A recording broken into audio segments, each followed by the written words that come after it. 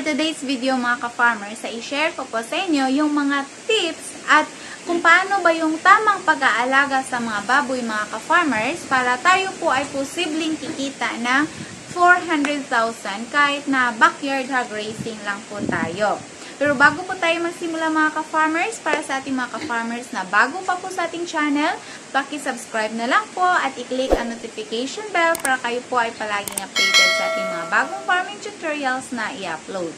Huwag nyo din pong kalimutan na mag-like, comment at share para malaman din na iba nating mga ka-farmers. So ngayon mga ka-farmers ay masasabi ko pong interesting yung topic natin ngayon dahil kahit na mga backyard hog racers lang po tayo, posible pala tayong kikita ng 400,000. Hindi po ito biro mga ka-farmers at hindi po ito scam. Pero of course, yung first thing na dapat meron po tayo ay dapat meron po tayong puhunan. At alam nyo na po mga ka-farmers, para mas malaki po yung babalik sa atin, kailangan din natin ng malaking investment. So kung gusto natin ng yung kita natin ay aabot ng 400,000 mga ka-farmers, of course, malaki din yung magiging puhunan natin, lalo na po sa baboy mga ka-farmers. In connection po ito sa aking previous vlog, dahil meron pa akong previous vlog mga ka-farmers na nagsasabi na pwedeng kikita ng 100,000 sa isang buwan. It's true mga ka-farmers, posible po talaga nakikita tayo ng ganitong halaga kapag naalagaan nating mabuti ang ating mga baboy at syempre meron po tayong puhunan.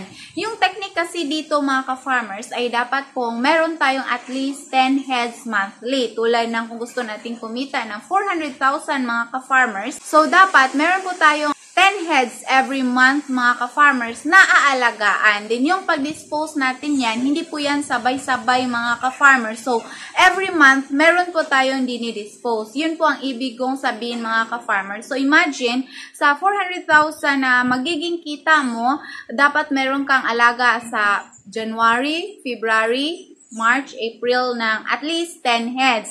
So, yan kasing 100,000 mga ka-farmers, hindi po yan imposible sa panahon ngayon na mahal po ang presyo ng live weight. Dito sa Negros Oriental mga ka-farmers, malaki po yung posibilidad na maaaring mangyari po ito lalo na kapag meron lang po tayong puhunan. Kahit na mga backyard hog racers lang po mga ka-farmers, meron po talagang mga nag-aalaga ng baboy dito na afford po nila ang malaking puhunan mga ka-farmers, lalo na po kung mga OFW, mga ganyan mga ka-farmers, talagang afford lang po nila yan. Meron kasing ibang mga OFWs na gustong makapagpundar ng negosyo at isa po sa negosyo na naiisipan or maiisipan nila ay itong pagbababuyan mga ka-farmers. Sa ngayon kasi, hindi ka malulugi kapag meron kang baboy kasi mataas po yung presyo ng live weight mga ka-farmers. Pero yun lang, sa mga na-mention ko po sa previous vlogs ko na cycle po yung pag-aalaga ng baboy mga ka-farmers. Hindi po all the time na mag-expect tayo na mataas ang kita. Pero at least meron pong kita mga ka-farmers.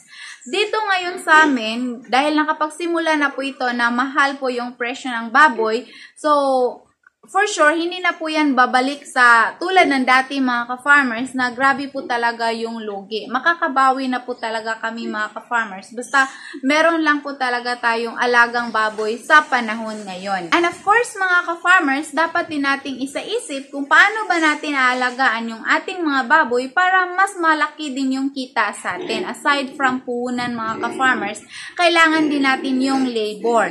Dapat po na pinupurga natin, pinapakain ng tama mga ka-farmers, lalo na po yung oras sa pagpapakain mga ka-farmers. Huwag po kayong magpapakain na hindi tama yung oras na ipapakain ninyo. Dapat kung nakasanayan po na inyong mga baboy na pinapakain sa alas 7 ng umaga, dapat sa susunod na araw and the rest of the days, alas 7 din ng umaga, din sa tanghali, mga 11 AM, sa hapon, mga 4 PM mga ka-farmers, dapat tama po talaga yung oras para yung tiyan nila mga ka-farmers, masanay po yun at magiging continue po yung pagbigat nila mga ka-farmers. Everyday kasi, meron yang daily weight gain ang ating mga baboy. So, dapat yun po ang gagawin natin. Dapat tama po yung oras ng pinapakain natin.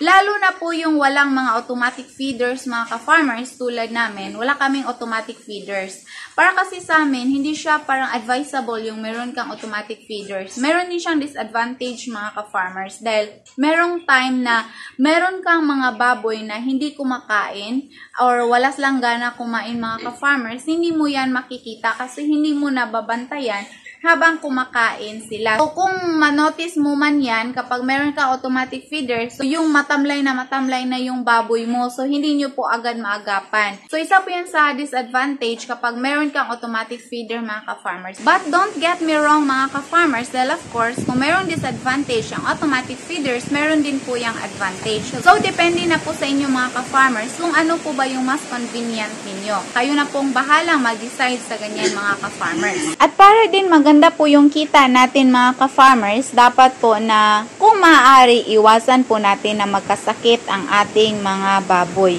Ito sila, mga ka-farmers, simula po nang mabili namin, hindi po sila naka-experience na magtatae. So, maganda po ang batch na ito na nabili namin, mga ka-farmers. 3 na lang po sila dito kasi yung iba na ibenta na po nating panglitsunin.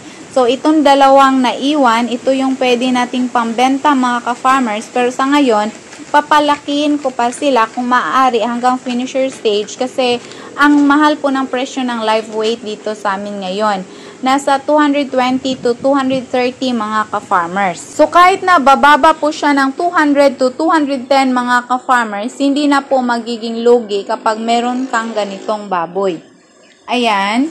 So, kailangan po talaga na iwasan natin yung pagkakasakit. So, dito sa amin, mga ka-farmers, isa po sa ginagawa namin para makaiwas sa pagkakasakit yung aming mga baboy ay regular po yung pagbibigay namin ng purga at pagbibigay ng vitamins, mga ka-farmers. Ito kasing vitamins, mga ka-farmers, nakatutulong po ito para magiging malakas po yung resistensya ng ating mga baboy. So, yan po yung mga techniques natin dito, mga ka-farmers, para hindi po tayo malulugi. Minsan kasi, isa sa rason na malulugi tayo dahil magaan po yung baboy natin sapagkat naka-experience sila ng pagkakasakit. Sa ngayon, mga ka-farmers, hindi pa po ako nakapag-additional ng mga baboy kasi ang hirap pong hanapin ng mga biik ngayon, mga ka-farmers. So, naghihintay pa po tayo na meron tayong makikita na nagbibenta ng mga magagandang klase ng biik. Sa ngayon kasi, hindi na po ako bumibili ng mga biik na upgraded native, mga ka-farmers. Dahil kung hindi ko may bentang panglitsunin yung aking mga baboy, paabutin ko po ng finisher stage. So, kailangan kasi kapag nag-fattening tayo, mga ka-farmers, kailangan na yung baboy natin ay yung mga pure hybrid, mga ka-farmers. Dapat din, mga ka-farmers, para mas malaki po yung kita ng ating mga babuyan at kung maaari po ay aabot ng 400,000 kahit na nasa backyard lang po tayo, ay dapat combination po yung pag-aalaga natin. Meron tayong pina-fattening at meron po tayong pang-inahin, mga ka-farmers. So, kung nakuha natin ang dalawang combination na ito, hindi po imposible, mga ka-farmers, nakikita tayo ng malaki kahit nasa bakuran lang po yung ating mga babuyan. So, yun lamang po ang dapat ninyong tandaan, mga ka-farmers. At before po tayo mag-end, mga ka-farmers, ay i-share ko lang po yung ating mga sisiw. Libo-libo din kasi yung kinikita namin dito sa pag-alaga ng mga sisiw, mga ka-farmers. Dahil yung benta namin sa aming mga sisiw ay 500 per head. So, nakapagbenta po tayo last week, mga ka-farmers, ng 11,000 pesos galing po sa kanila.